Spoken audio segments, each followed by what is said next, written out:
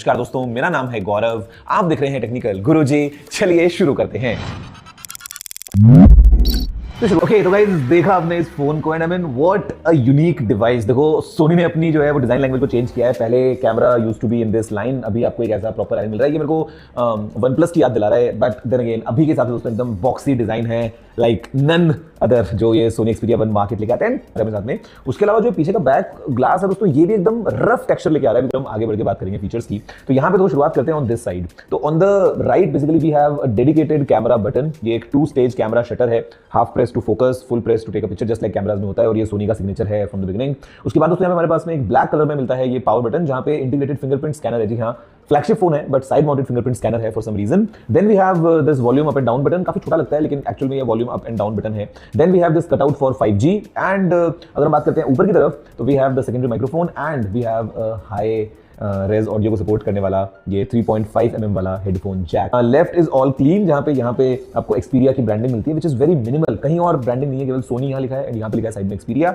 नीचे अगर आप देखेंगे तो यहाँ पे हमारे पास में है SIM tray, then we have the pie microphone and USB-C port. SIM tray खास बात क्या है, this is a signature Sony thing again from the beginning, कि आपको यहाँ पे इसको निकालने के लिए किसी सिम टूल की जरूरत नहीं पड़ती है। ये आप सीधा अपने हाथ से कुछ इस तरीके से बड़े आराम से निकाल सकते हैं। एक ट्रिपल कैम सेटअप है, it is all 48 megapixel camera setup, जहाँ पे वी हैव एक छोटा सा माइक भी यहाँ पे। देन अगर हम बात करें तो कैमरा की प्राइमरी कैमरा तो बेसिकली वो ये वाला है, दिस इज 48 मेगापिक्सल्स, और ये आता है हमारे पास में of course with OIS and dual pixel PDF। यहाँ पे है 24 mm फोकल लेंथ पे आता है ये हमारा primary camera with Zeiss T-Star coating.